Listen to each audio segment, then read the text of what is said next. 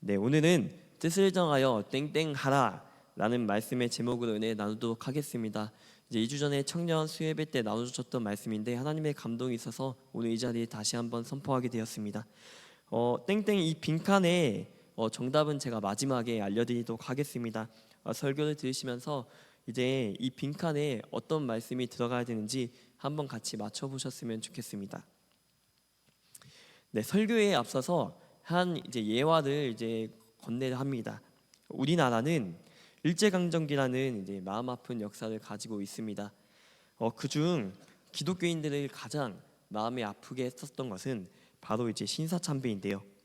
한국 기독교인들은 이런 신사참배가 하나님의 계명을 어기는 큰 범죄가 되고, 그리고 또한 한국 이제 민족의 긍지와 그 애국심을 상실한다는 결과가 된다고 판단하여서 신사참배를 거부하게 됩니다.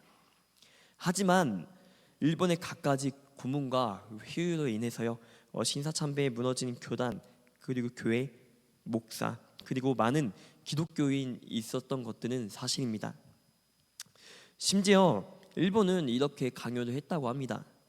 신사참배는 국가의 조의를 표현하는 행동이므로 신사참배는 우상숭배가 아니다 라고 이렇게 표현을 많이 했다고 합니다.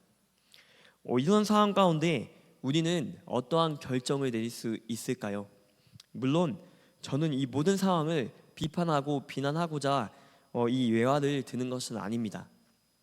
하지만 하나님 앞에 뜻을 정하여 신사참배를 끝까지 거부하셨던 분들이 계셨다는 것입니다. 여러분들도 잘 아실 주기철 목사님 또한 신사참배를 반대로 이제 갖가지 고문을 당하시다가 돌아가셨습니다. 그분께서 마지막으로 설교하셨던 5가지 나의 기원 내용 중에 한 가지를 여러분들께 잠깐 소개하고자 합니다. 제목은 다음과 같습니다. 사망의 권세를 이기가 하옵소서. 제가 읽어드리겠습니다. 나는 바야흐로 사망에 직면하고 있습니다. 나는 저들의 손에 몇 번째 체포되었다가 나와서 이 강단에 다시 섰으나 나의 목숨을 빼앗으려는 검은 손은 시시각각으로 닥쳐오고 있습니다. 이제 나는 사망 권세를 이기게 하여 주옵소서 라고 기도 아니할 수 없습니다. 무릇 생명 있는 만물은 다 죽음 앞에서 탄식하며 무릇 숨쉬는 인생은 다 죽음 앞에서 떨고 슬퍼합니다. 사망 권세는 마귀가 사람을 위협하는 최대의 무기인가 봅니다. 죽음을 두려워 이를 버리며 죽음을 면하려고 믿음을 버린 사람이 얼마나 많이 있습니까? 사도 베드로도 죽음을 두려워 예수를 부인하기를 기집종 앞에서 3번씩이나 했으니 누가 감히 죽음이 무섭지 않다고 장담하겠습니까? 자동차에 치여 죽는 사람도 있는데 예수의 이름으로 사형장에 나가는 것은 그리스도인의 최대의 영광인 줄 압니다. 주님을 위해서라면 몇백 번 죽어도 좋지만 주님을 버리고 100년 1000년 산다 한들 그 무슨 삶이 되겠습니까? 오 주님이시여, 이 목숨을 아꼈다가 주님을 욕되게 아니하도록 성신이여 붙들어 주옵소서. 이 몸이 부서져 가루가 되어도 주님의 계명을 지키게 하여 주옵소서. 아멘. 위설교를 통해 뜻을 정하였던 주기철 목사님의 간절함 그리고 의지를 엿볼 수 있습니다. 일본군은 주기철 목사님의 가족 등을 이용해서 그의 뜻, 즉 하나님만을 예배하리라 라는 그런 의지를 꺾으려고 했습니다. 하지만 주기철 목사님은 하나님 앞에 뜻을 정하여 하나님 앞에 온전히 예배하리라 결단하였고, 또한 모진 고문에 너무나 몸이 안 좋아졌던 이제 목사님께서는 감옥에서 이제 순교하고 이제 말았던 것입니다. 사랑하는 여러분, 오늘 또한 살아가면서 이제 믿는다는 이유로 이제 어려움과 시련 가운데 놓일 수 있습니다. 또한 복음을 위하여 고난받는 삶을 살아갈 수 있습니다. 이러한 상황 가운데서 하나님께 뜻을 정하여 하나님만을 바라볼 수 있겠습니까? 또한 하나님을 향한 선택을 우리가 감당할 수 있겠습니까? 오늘 우리가 방금 읽었던 우리 다니엘서에서 주목하는 것은 그들의 성공 스토리가 아닙니다. 믿음을 지키고 그의 삶이 어려운 상황을 어떻게 극복했느냐에 초점을 맞추고 있는 것이 오늘 다니엘서의 본문의 말씀입니다. 다니엘과 세 친구들은 믿지 않는 나라에 끌려갔습니다. 그리고 오히려 하나님을 모독하고 하나님을 부인하는 그런 땅에 끌려갔지만 어떻게 그들은 하나님 앞에서 신앙을 지키게 되었을까요? 그 이야기를 듣고 우리는 감동하며 교훈을 얻게 되는 것입니다. 다니엘과 세 친구들은 동일하게 우리도 하나님을 믿지 않는 상황이나 환경 속에 속하게 되는 경우가 많이 있는 것 같습니다. 이미 다들 속해 있는 것 같습니다. 학생들은 학교, 그리고 이제 장년부들은 이제 직장, 그리고 군대, 가정 등 하나님을 믿지 않는 상황, 그리고 공동체 속에 우리는 모두 속하여 있습니다. 그리고 그 가운데서 우리는 날마다 선택을 하게 됩니다. 대학교와 직장에서는 이제 술 문화, 그리고 이제 남자들 이제 군대 생활 안에서 벌어지는 모든 사회 생활들, 그리고 취업 후에 회사 생활, 그리고 가정 생활, 이제 그 모든 상황 가운데서 이제 하나님을 믿지 않는 그룹이나 환경 속에서 우리가 그리스도인임을 스스로 선택해야 하는 상황이 펼쳐지게 된다라는 것입니다. 주기철 목사님의 스토리나 이제 다니엘서의 스토리를 읽으면서 우리는 스스로에게 이러한 질문을 좀 가지게 됩니다.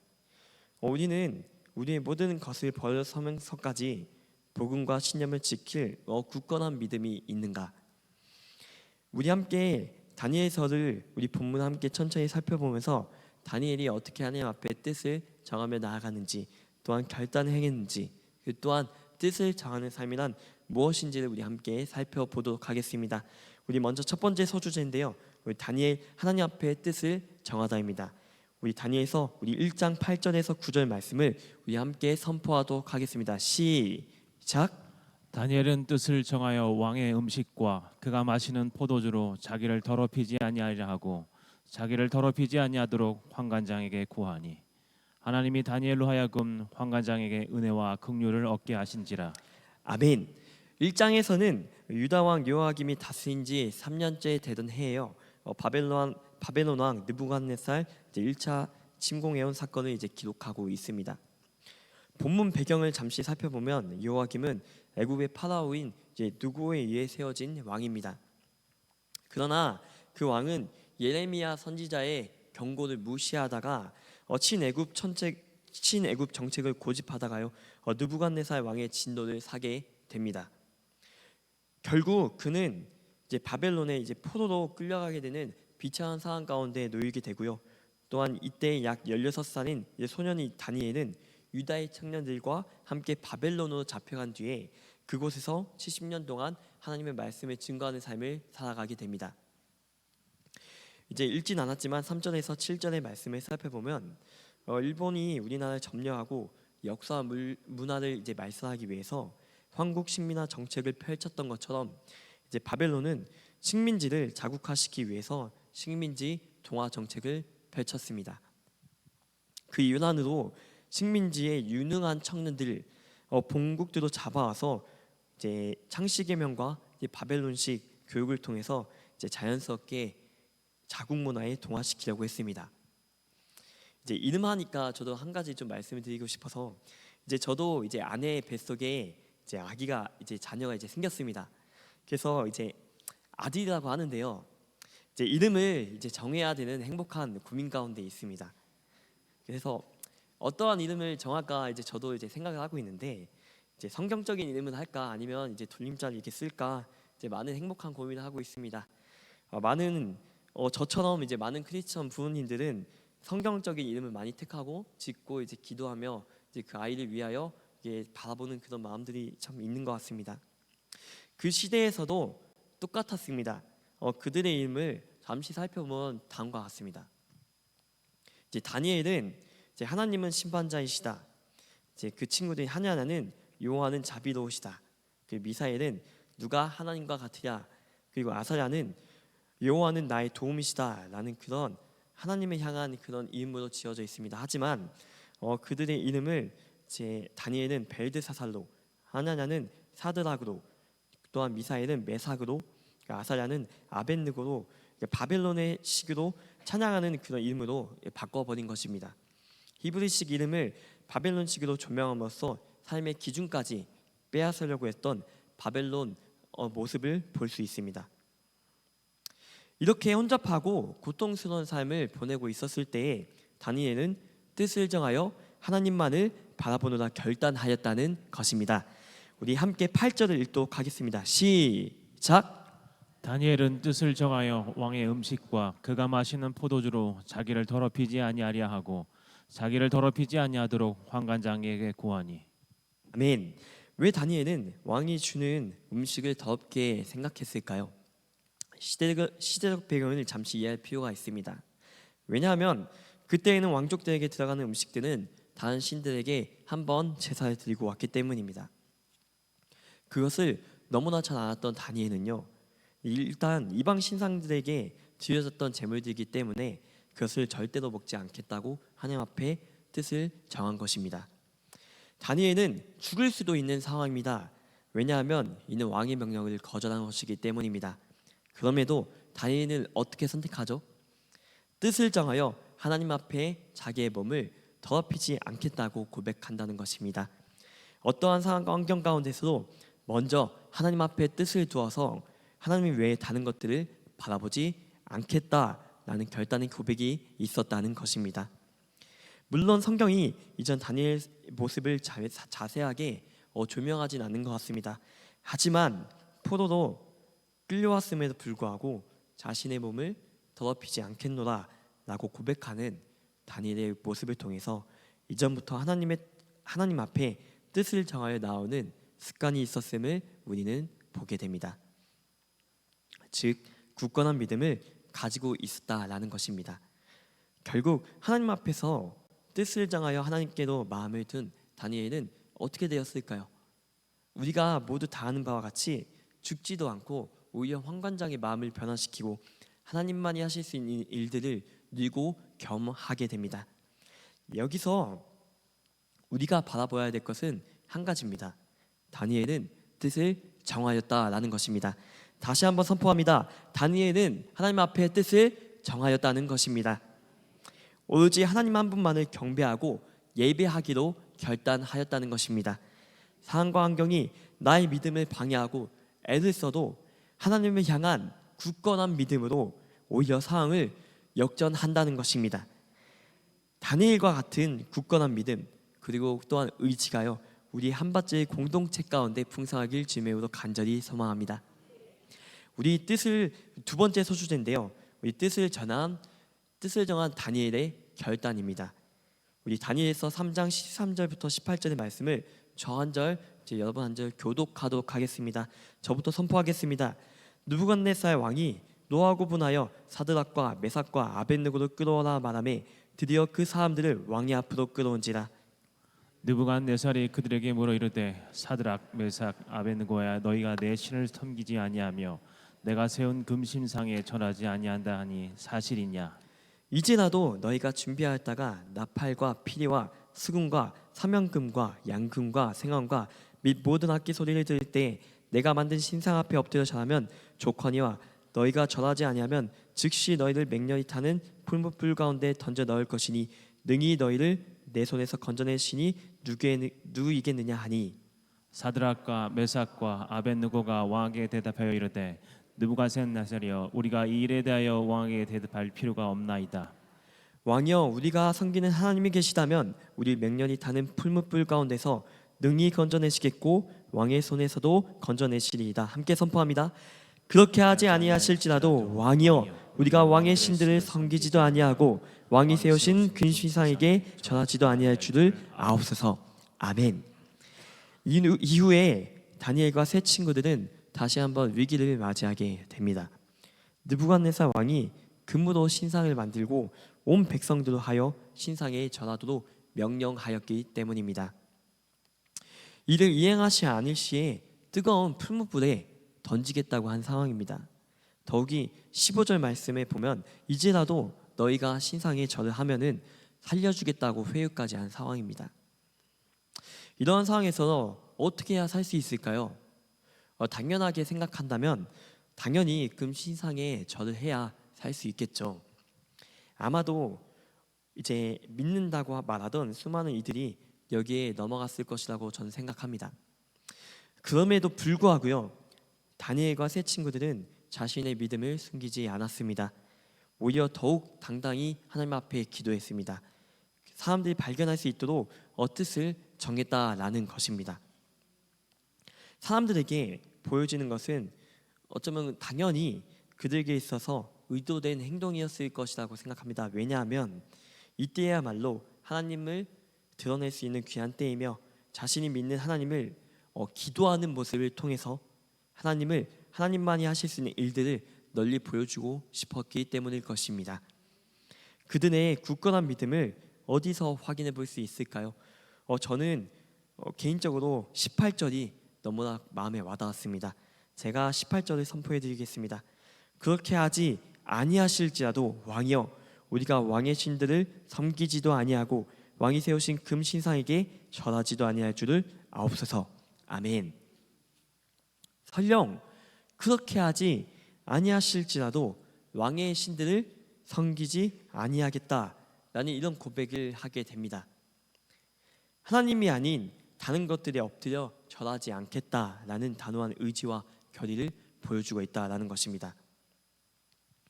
결국 하나님의 뜻에 순종하기도 한 다니엘과 세 친구들은 풀무불에 던져지게 됩니다. 그들은 다시 어떻게 됩니까? 우리 성경의 모든 이들이 아는 바와 같이 살아서 나오게 됩니다. 결국 하나님 앞에 뜻을 정하여 하나님만을 예배하기로 결단하였던 그들의 담대함을 본문을 통해서 우리는 확인할 수 있습니다. 그리고 하나님만을 바라보기로 결정하며 나아갔을 때 하나님만이 하실 수 있는 방법으로 그들을 보호하게 되는 역사를 우리는 성경 본문을 통해서 볼 수 있습니다.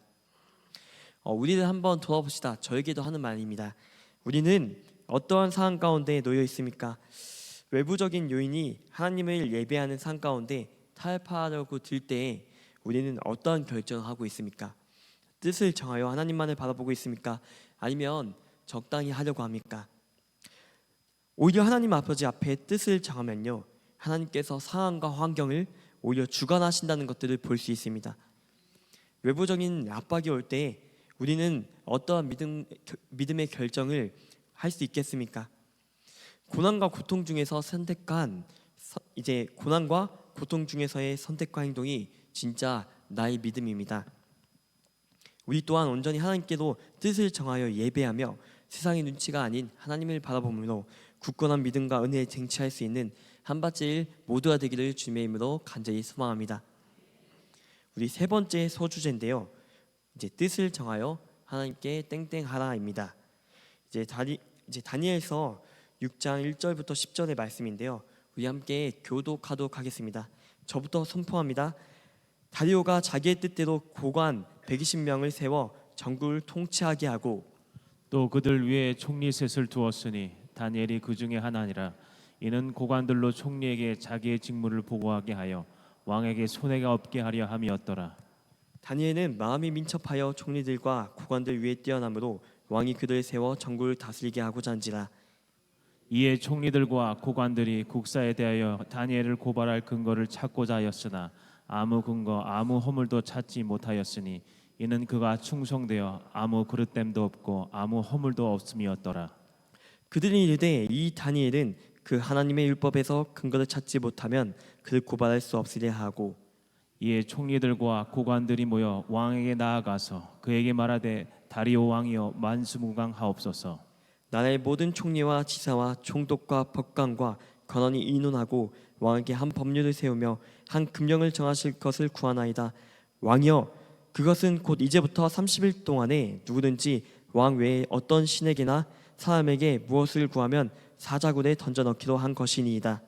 그런즉 왕이여 원하건대 금령을 세우시고 그 조서에 왕의 도장을 찍어 메대와 바사에 고치지 아니하는 규례를 따라 그것을 다시 고치지 못하게 하옵소서. 하매 이 두 절 함께 선포하겠습니다. 이에 다리오 왕이 다니엘이 이 조세에 왕의 도장이 찍힌 것을 알고도 자기 집에 돌아가서는 윗방에 올라가 예루살렘을 향한 창문을 열고 전에 하던 대로 하루 3번씩 무릎을 꿇고 기도하며 그의 하나님께 감사하였더라. 아멘. 우리 함께 읽었던 본문을 잠깐 살펴보겠습니다. 어릴 적 하나님 앞에 뜻을 정했던 다니엘은요, 이제 6장에서 이제 고령의 할아버지가 됨을 볼 수 있습니다. 아마 80세 정도가 되었을 것이라고 추측합니다. 이 시기에 바벨론이 멸망하고 페르시아가 세워지게 되는데요. 다니엘은 분명 포로 신분이었지만 바벨론에서도 크게 쓰임을 받던 자였습니다. 다니엘의 지혜를 본 페르시아 왕이 바벨론 시기 지혜자였던 다니엘을 그대로 고용한 모습을 본문을 통해서 우리는 살펴볼 수 있습니다. 그만큼 다니엘이 성실했음을 볼 수 있습니다. 왜 그토록 성실했을까요? 그의 목표는 여전히 하나님을 드러내고자 하는 목표가 있었기 때문입니다. 그러기에 지배하는 왕국의 편에서도 그는 끝까지 포기할 수 없었던 것입니다. 그렇게 왕에게 이쁨을 받고 총명을 받는 다니엘을 보아하니 원래 그 나라들의 총리들과 고관들이 질투를 하기 시작하였던 것입니다. 그러나 이제 그 다니엘의 삶을 보면요, 이제 고발할 근거를 찾지 못합니다. 그래서 그들은 어떻게 찾게 되면 우리 성경 말씀처럼 그가 믿는 종교를 통해서 그를 무너뜨릴 계획을 하게 됩니다. 사람들은 분명히 알았고 보았던 겁니다. 뭘 보았냐면 다니엘이 늘 창문을 열고 하나님께 기도하였던 것들을 생각해내었던 것입니다. 그래서 그들은 30일 동안 왕 위에 기도하면 사자굴에 던지기도 제안했고 왕은 이 제안을 받아들이게 되었다라는 것입니다. 우리 함께 10절 함께 선포하도록 하겠습니다. 시작. 다니엘이 이 조서의 왕의 도장이 찍힌 것을 알고도 자기 집에 돌아가서는 윗방에 올라가 예루살렘으로 향한 창문을 열고 전에 하던 대로 하루 3번씩 무릎을 꿇고 기도하며 그의 하나님께 감사하였더라. 아멘. 위기 가운데 여전히 하나님 앞에 뜻을 정했던 다니엘은 한결같습니다. 그의 선택은 오로지 하나님께만 있었습니다. 다니엘은 왕의 조서에 도장이 찍힌 것을 알고도요, 하루에 3번 이전에 하던 대로 이제 창문을 열고 마치 그들이 보란 듯이 하나님 앞에 기도, 즉 예배를 하였다고 저는 생각합니다. 그 당시에 누가 쳐다보는 것도 아니고 CCTV가 있는 것도 아니었을 텐데 굳이 다니엘은 창문을 열고 모든 사람들이 보란 듯이 하나님 앞에 기도했다라는 것입니다. 왕이 칙령이 되어질 그 당시에만 방 안에서 조용히 기도하면 안 됐을까요? 이런 질문을 저 또한 가지게 되는데요. 저와 여러분이라면 어떻게 하겠습니까? 다니엘의 이러한 선택은 단순히 그냥 나온 것이 아닙니다. 어렸을 적부터 하나님 앞에 뜻을 구하는 훈련이 있었기에 습관이 되었기에 가능하다라는 것입니다. 10절에 전에 하던 대로라는 말은 이제 다니엘은 상황이 좋으나 형편이 좋으나 나쁘나 형편이 괜찮으나 어려우나 이전에 하던 대로 하나님 앞에 기도하기에 힘썼다라는 것입니다. 사랑하는 여러분, 삶의 예배는 그냥 나오지 않습니다. 오로지 하나님 앞에 뜻을 정하여 치열하게 살아갈 때 그 훈련이 습관이 된다라는 것입니다. 이후 다니엘은 사자굴에 들어가게 되지만요, 하나님의 은혜로 보호하심을 누리게 됩니다. 또한 다리오 왕도 하나님의 살아계심을 경험하는 귀한 계기가 되게 됩니다. 사랑하는 성도 여러분, 우리는 하나님 앞에 뜻을 정하였습니까? 다니엘은 어려운 상황과 환경 속에서도 하나님을 예배하기에 포기하지 않았습니다. 그리고 끝까지 하나님과의 관계를 지켜내었습니다. 우리의 모습은 어떠합니까? 저에게도 하는 말입니다. 하나님 앞에 전심으로 예배하기에 힘씁니까? 진심으로 예배를 해야 되는데 우리의 모든 할 일과 우리의 모든 우선순위에 예배를 타협하고 있지는 않습니까? 다니엘은 어느 일적부터 습관을 따라서 하나님께 예배했습니다. 습관은 훈련으로부터 나옵니다.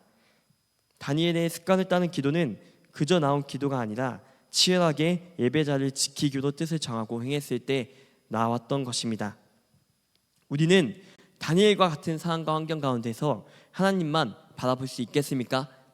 다시 한번 선포합니다. 우리는 다니엘과 같은 상황과 환경 가운데서 하나님만을 바라보느라 결단하겠습니까? 신사참배 등과 같은 사건 가운데 뜻을 정하여 하나님 앞에 예배하기로 결단할 수 있겠습니까? 물론 위 예는 너무 극단적인 예일 수 있겠지만 우리의 믿음을 점검해 볼 수 있는 예시로는 충분한 것 같습니다.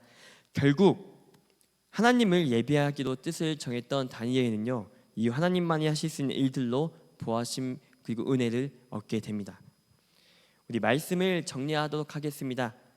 첫 번째는요, 다니엘은 어릴 적부터 하나님 앞에 뜻을 정했고 결단했습니다. 철저히 하나님만을 바라보았고 목숨이 위태로운 상황과 환경 가운데서도요 하나님께 은혜를 구하며 뜻을 정함으로 하나님 앞에 나아갔다라는 것입니다. 다니엘에게 행하셨던 것처럼 어려운 상황과 환경 속에서도 하나님 앞에 온전히 뜻을 정하면 하나님께서 상황과 환경을 역전시켜 주시리라 믿습니다. 또한 본문에 등장한 다니엘처럼 어떠한 상황과 환경 가운데에서도 하나님께 예배함으로 그분께 뜻을 두는 삶을 사는 우리 모두가 되기를 주님의 이름으로 간절히 소망합니다. 두 번째는요, 하나님 앞에 뜻을 정하는 것은 일회성이 아니라 지속적인 그 훈련과 습관의 결과입니다. 신앙생활은 습관과 훈련의 결과인 것 같습니다.